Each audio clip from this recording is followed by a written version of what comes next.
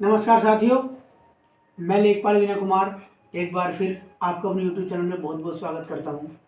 साथियों, पिछले वीडियो में हमने डिस्कस किया था कि अगर कोई गांव चकबंदी प्रक्रिया के अंतर्गत आ जाता है तो समस्त अभिलेख, आधार वर्ष, खसरा, खतौनी और जिल्द बंदोबस्त सजरे सहित चकबंदी विभाग के लेखपाल को हैंडओवर कर दिए जाते हैं।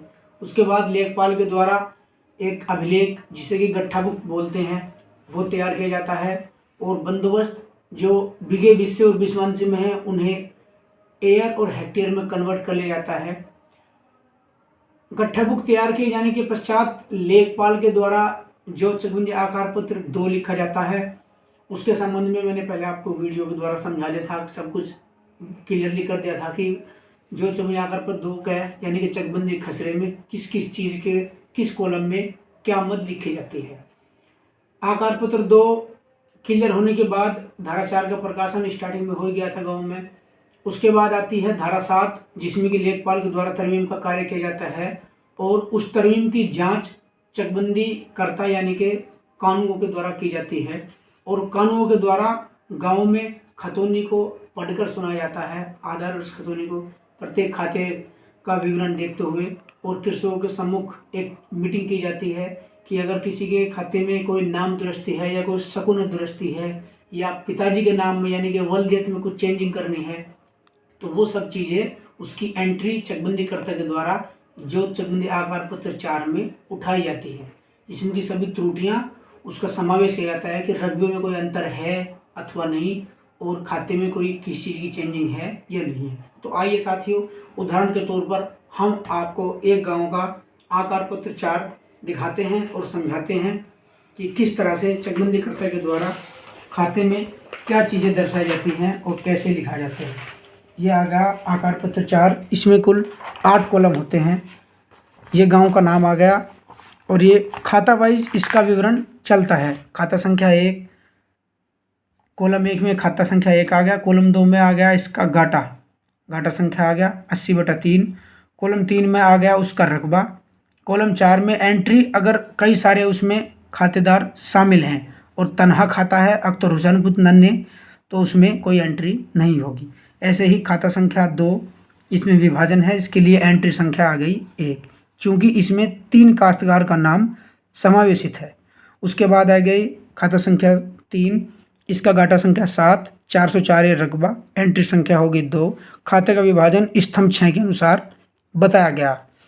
ये श्रीमती रानी 1/2 और बाकी काश्तकार हैं 1/14।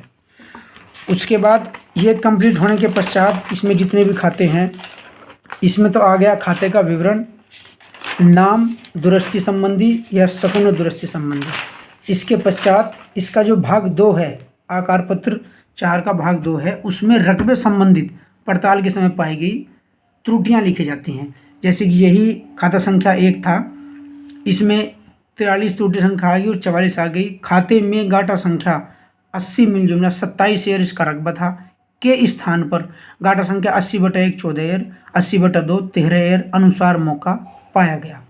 दूसरी एंट्री आ गई, खाते में घाटा संख्या 80/2 13 एयर, यानी कि ये मौके पर प्रति पाया गया, यानी कि मौके पर ये खाली पड़ा है।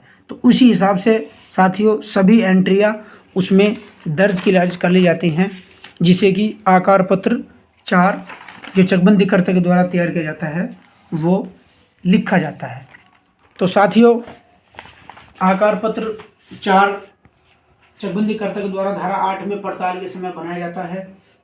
धारा 7 क्लियर हो चुकी थी। चकबंदी कर्ता के द्वारा तरमीम का कार्य किए जाने के उपरांत खतौनी का सत्यापन किया जाता है और जो त्रुटियां दिखाई जाती हैं वो आकार पत्र 4 में अंकित की जाती है।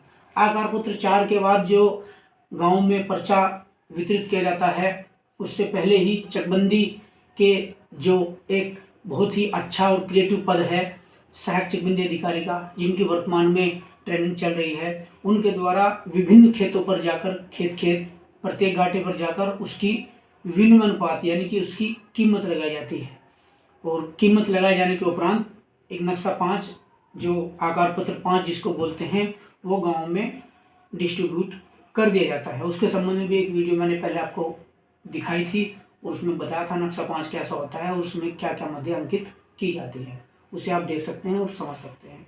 मिलते हैं अगले चकबंदी संबंधित धारा के अंतर्गत, कुछ चर्चा करेंगे, कुछ डिस्कस करेंगे। तब तक के लिए नमस्कार।